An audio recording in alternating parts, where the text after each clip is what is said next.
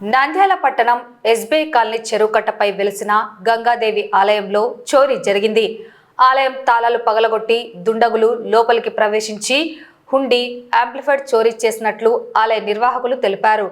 జనవరి 13వ తేదీ ఆలయంలోని పూజా సామాగ్రిని దుండగులు దోచుకెళ్లారని, పోలీసుల గస్తీ పెంచాలని అభ్యర్థించడం జరిగింది. ఇదిలా ఉండగా కొద్ది రోజుల వ్యవధిలో చోరీ చేయడం పట్ల ఆలయానికి వచ్చే భక్తులు, రజకులు ఆవేదన వ్యక్తం చేస్తున్నారు. ఆలయానికి భద్రత కల్పించాలని, చోరీ చేసిన వారిని గుర్తించి చర్యలు చేపట్టాలని ఆలయ నిర్వాహకులు కోరారు.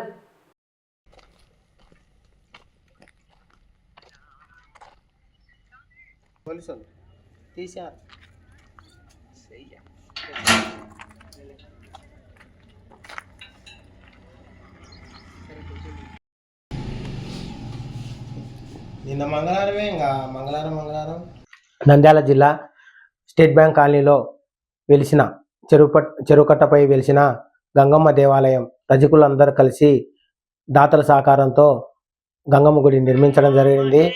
పోయినసారి వచ్చేసి జనవరి 13వ తేదీ ఆల్రెడీ కంచార్తులు, ఆర్తిపల్లెము, ఇట నూనె వగేరా తీసుకుపోవడం జరిగినది. మళ్ళీ నిన్న రాత్రి 27వ తేదీ రాత్రి వచ్చేసి ఆంప్లివేరు, హుండి మొత్తం బీగాలు కోసి, అది బీగం దగ్గర ఉండే కొలికి కోసి మొత్తం తీసుకుపోవడం జరిగినది. మాకు తగిన న్యాయం చేయాలని అందరినీ కోరడమైనది. ఏదన్నా కానీ పోలీసు వారు దయ ఉంచి ఇక్కడ గస్తీ పెంచాలని కోరడమైనది. అట్నే దాతలు ఏమన్నా సహకరించి మాకు ఏమన్నా 2 సీసీ కెమెరాలు ఇప్పించవలసిందిగా కోరడమైనది.